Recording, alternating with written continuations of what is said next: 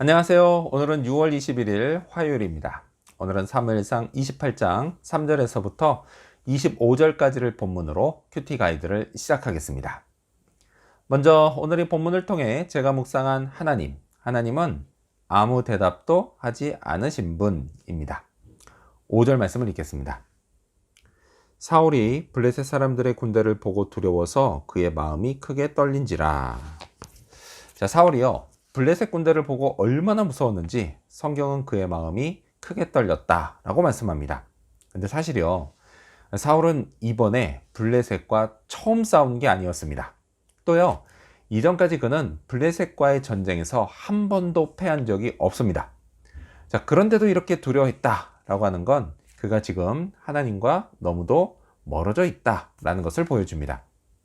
하나님이 나와 함께 계심을 확신하면요, 두려움을 이길 수 있습니다. 하지만요, 사울에게는 이런 확신이 없었습니다. 근데 그럴 만도 했던 게, 이제껏 사울은요, 주변 사람들로부터 하나님이 당신을 버렸다라고 하는 얘기를 자주 들었고요, 본인 역시도 그렇다고 인정하고 있었기 때문입니다. 자, 그래도요, 사울은 어떻게든 이 두려움을 떨쳐보려고 하나님께 묻습니다. 6절 말씀을 읽겠습니다. 사울이 여호와께 묻자오되 여호와께서 꿈으로도 우림으로도 선지자로도 그에게 대답하지 아니하시므로. 자, 하지만 하나님은 어떤 방법으로도 대답하지 않으셨습니다. 사울은요, 정말 견디기 힘들었을 겁니다. 자, 그런데요, 꿈은 그렇다 치고 우림과 선지자로 하나님의 대답을 들을 수 없었던 건 사울의 잘못이 큽니다.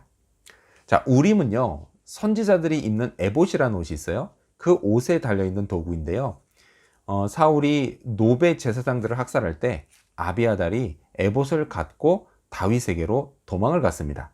자, 그렇기 때문에 지금 있는 에봇과 우림은 모조품이었습니다. 자, 그리고 선지자도 그랬어요. 사무엘이 죽은 후에 이 포악한 왕 사울을 피해서요, 갓 같은 유능한 선지자들이 역시 다윗에게로 도망가 있었습니다. 자, 그러니 사울이요, 제대로 하나님의 대답을 듣는 것, 그건 애초부터 불가능한 일이었습니다. 근데 뭐 꼭 이런 것들 때문이 아니어도요, 이미 사울의 마음이 하나님으로부터 너무 멀어져 있었습니다. 만일 사울처럼요, 하나님이 제게도 아무 대답도 하지 않으신다면 저도 사울처럼 두려움에 떨면서 엉엉 울 것 같습니다. 자, 그렇다면 계속해서 오늘 이 본문을 통해 제가 발견한 인간의 모습, 어떤 게 있을까요?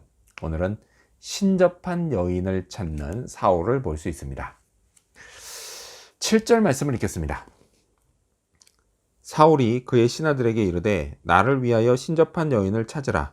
내가 그리로 가서 그에게 물으리라 하니 그의 신하들이 그에게 이르되 보소서 엔돌에 신접한 여인이 있나이다. 자, 하나님의 대답을 듣지 못하자 사울은 신접한 여인을 찾게 됩니다. 신접한 여인은요, 오늘 우리식으로 말하면 무당입니다. 자, 하지만요, 율법은 신접한 자를 엄격히 금지하고 있었습니다. 그래서 사울은요, 하나님께 대답을 듣지 못하자 하나님이 가증히 여기시는 걸 찾았던 겁니다. 자, 사울의 이런 모습을 두고 매를 번다, 이렇게 말하죠. 자, 사울의 잘못은요, 율법을 어긴 것뿐이 아니었습니다. 그는요, 자기가 내린 명령을 스스로 어기고 있었습니다. 3절 하반절 말씀을 보겠습니다. 사울은 신접한 자와 박수를 그 땅에서 쫓아내었더라. 그랬죠? 자, 그러니까 이건요, 자기 모순이라고 합니다. 자, 한편 이런 사울도 문제지만요, 제가 볼 때는 그런 사울 왕을 말리는 신하가 하나도 없었다라는 것도 문제입니다. 신접한 여인을 찾는 왕에게 전하, 그건 아니되옵니다. 일전에 전하께서 그들을 다 내쫓지 않으셨습니까? 그러지 마옵소서. 하나님이 진노하실 겁니다. 뭐 이렇게 용기 있게 말하는 신하가 하나도 없었습니다. 이러면요, 나라 전체가 무너지는 건 시간 문제입니다. 근데 이건요, 가정과 교회도 마찬가지입니다. 그래서 저도요, 늘 조심해야겠습니다. 꼭 제가 목사이기 때문이 아니더라도요, 제가 한 말, 또 제가 취한 조치를 스스로 어기는 일이 없도록 늘 조심해야겠습니다. 물론요, 그게 잘못된 말이고 조치라고 한다면 다시 되돌리는 게 맞지만, 하나님이 기뻐하시는 말과 조치였다면 뭐 당장 내 상황이 급하다고 손바닥 뒤집듯 그냥 뒤집지 말아야 되겠다라는 것입니다. 또요, 제 곁에 제게 고언을 해 주실 수 있는 분이 늘 있도록 해야겠습니다. 귀에 쓴 소리는요, 사실 몸에 달기 때문입니다. 또요, 그 말을 통해서 하나님의 대답을 들을 수도 있기 때문입니다. 자, 그렇다면 끝으로 오늘 이 본문을 통해 나에게 주신 교훈이 뭘까요? 그건 사람을 살리자입니다. 신접한 여인, 분명 잘못된 거죠. 그렇긴 하지만 그래도 이 여인에게 배울 게 있었습니다. 22절 말씀을 읽겠습니다. 그런즉 청하건대 이제 당신도 여종의 말을 들으사 내가 왕 앞에 한 조각 떡을 드리게 하시고 왕은 잡수시고 길 가실 때에 기력을 얻으소서 하니. 그녀는요, 사울 왕을 불쌍히 여겼습니다. 그래서 사울에게 음식을 권하며 드시고 기운을 차리시라고 이렇게 위로했습니다. 싫다고 하는 사울을요, 강권하면서 급히 송아지를 잡고 음식을 장만해 왔습니다. 그 밤중에 말이죠.